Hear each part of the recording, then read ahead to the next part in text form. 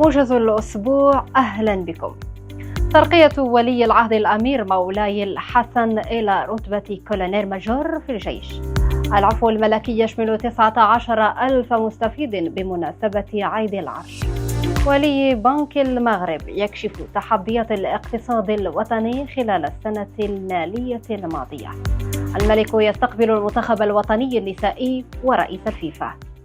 في خطوة ذات دلالات رمزية واستراتيجية، تم ترقية صاحب السمو الملكي ولي العهد الأمير مولاي الحسن إلى رتبة كولونيل ماجور ضمن صفوف القوات المسلحة الملكية، وذلك خلال حفل أداء القسم للضباط الجدد أمام جلالة الملك القائد الأعلى للقوات المسلحة الملكية.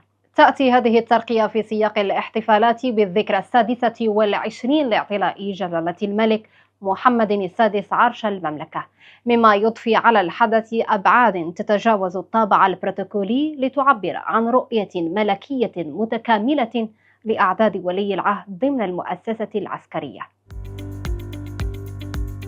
بمناسبة عيد العرش المجيد، أصدر جلالة الملك محمد السادس أمره السامي بالعفو عن أزيد من 19,000 شخص ضمن مبادرة إنسانية استثنائية تجسد الرأفة الملكية والاهتمام بتوسيع دائرة المستفيدين.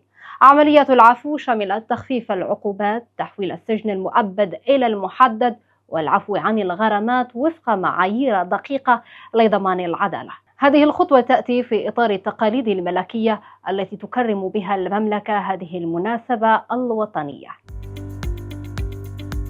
ولي بنك المغرب عبد اللطيف الجواهري كشف في تقريره السنوي أمام الملك عن انكماش الاقتصادي بنسبة 6.3%، وفقدان أكثر من 400,000 منصب شغل بسبب ظروف المناخية الصعبة، مع ارتفاع عجز الميزانية إلى 7.6% ونسبة الدين العمومي إلى 76%.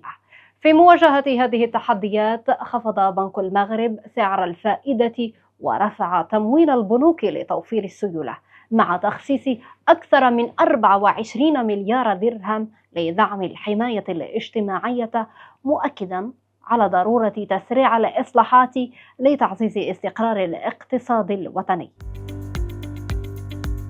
في إطار احتفالات الذكرى 26 لعيد العرش، استقبل الملك محمد السادس بالقصر الملكي بتطوان المنتخب الوطني المغربي النسائي وطاقمه التقني تكريما لتألقه في كأس إفريقيا للسيدات بعد بلوغه النهائي أمام منتخب نيجيريا.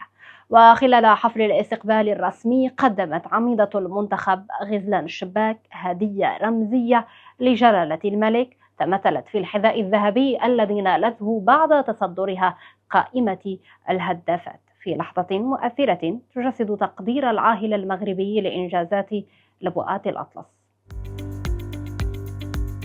جياني انفانتينيو رئيس الاتحاد الدولي لكرة القدم فيفا بدوره حظي باستقبال من طرف الملك محمد السادس خلال الحفل.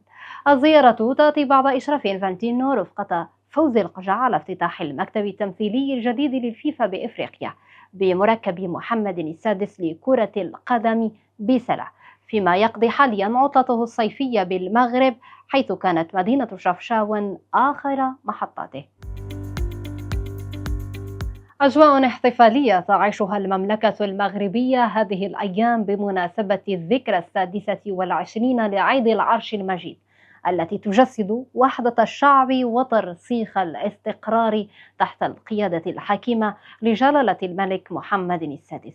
وبهذه المناسبة العزيزة يتقدم فريق إعلام تيفي بأسماء آيات التهاني والتبريكات لجلالته، راجين من الله عز وجل أن يحفظه ويمده بالعزم والقوة لمواصلة مسيرة البناء والتنمية والرخاء في وطننا العزيز. دمتم في رعاية الله، إلى الموجز المقبل.